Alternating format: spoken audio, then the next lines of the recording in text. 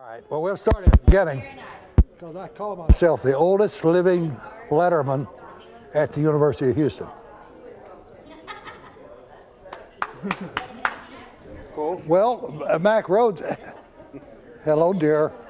Mac Rhodes gave me a leather jacket at last year's donor dinner. I should have worn it tonight to verify that I am the oldest living letterman at the University of Houston.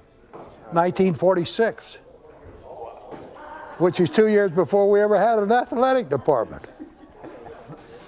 During World War II, The whole deal.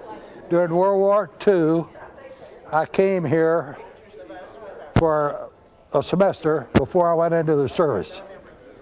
When I came back, of course, the war was over, and I won the war and came back. But anyway, then we had our first football team in 1946. And this was at 44 when I got the letter, or when I earned the letter. Well, thank you very much for your service. Yes, sir. Okay, that's good. Absolutely, yeah. How has being a former athlete and letterman yourself kind of helped you, contribute to this Well, event in honor of you know, the athletes that are serving now? when you're going to college, you don't think about your institution the same way you do as you get older. You come to realize as you get older the value of your education, and it causes you to want to give back. You know, we go to church and they talk to us about giving all the time, but who talks to you about giving back to your college?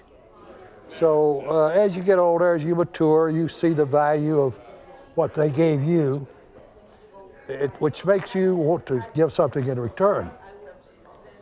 And really, you only start giving back as you start up the ladder to success yourself.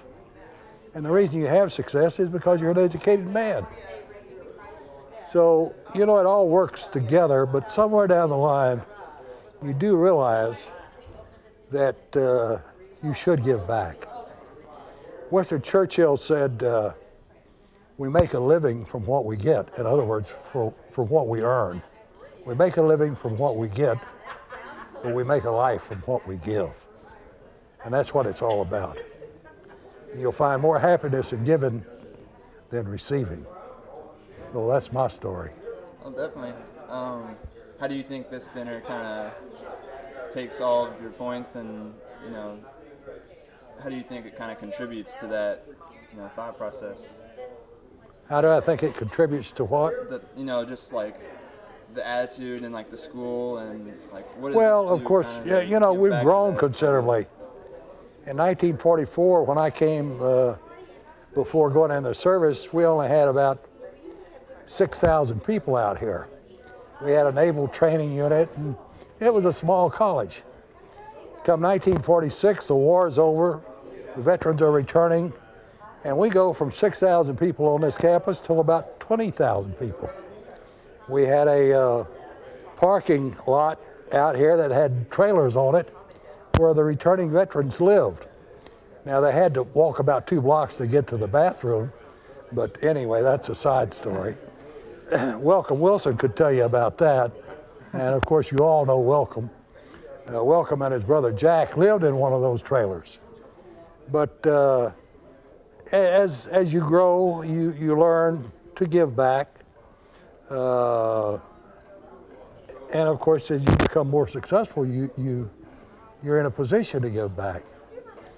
So we're very happy that we have a foundation now, and we give scholarships to athletes, we give scholarships to C.T. Bauer, and we're looking forward to building the new football stadium.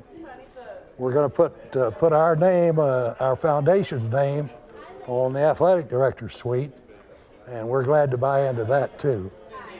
But we've come a long way. We've got more students. We're a Tier 1 school now.